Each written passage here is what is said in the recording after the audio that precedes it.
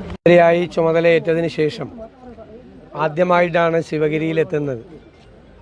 കേരളത്തിൽ സൗമ്യമായ ഭാഷണം കൊണ്ട് കൊടുങ്കാറ്റ് സൃഷ്ടിച്ച് കേരളത്തിലെ സാമൂഹ്യ രാഷ്ട്രീയ രംഗങ്ങളിലെല്ലാം പരിവർത്തനമുണ്ടാക്കിയ ശ്രീനാരായണ ഗുരുദേവൻ്റെ സമാധിക്ക് മുന്നിലാണ് നിൽക്കുന്നത്.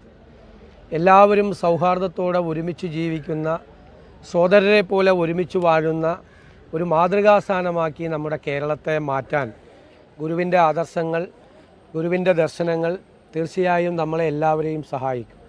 ഗുരു സ്വപ്നം കണ്ട ഒരു കേരളമാണ് ഈ സർക്കാരിൻ്റെയും മനസ്സിലുള്ളത്.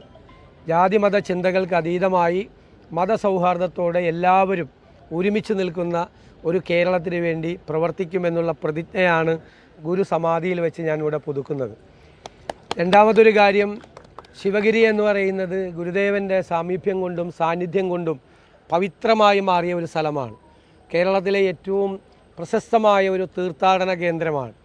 ഇത് ഒരു അന്താരാഷ്ട്ര നിലവാരത്തിലുള്ള തീർത്ഥാടന കേന്ദ്രമാക്കി മാറ്റാനുള്ള എല്ലാ സഹായവും സർക്കാരിൻ്റെ ഭാഗത്തു നിന്നുണ്ടാവും. തീർച്ചയായും രാഷ്ട്രീയത്തിൻ്റെ നിറകുടമായിട്ടാണ് ശ്രീ വി ഡി സതീശനെ കേരളീയ ജനത കാണുന്നത്.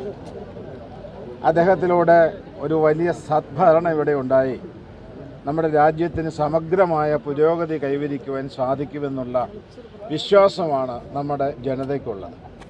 ജാതി മത കക്ഷി രാഷ്ട്രീയ ഭേദചിന്തകൾക്ക് അതീതമായി അദ്ദേഹത്തിന് പ്രവർത്തിക്കുവാനും ഒരു സോദരത്വേന വാഴുന്ന മാതൃകാ സ്ഥാനത്തെ സൃഷ്ടിച്ചെടുക്കുവാനും എല്ലാവിധമായ അനുഗ്രഹവും ജഗദീശ്വരൻ പ്രദാനം ചെയ്യട്ടെ എന്ന് പ്രാർത്ഥിച്ച് ശിവഗിരി മഠത്തിൻ്റെ എല്ലാവിധമായ മംഗളാശംസകളും അദ്ദേഹത്തിന് അർപ്പിച്ചുകൊള്ളും.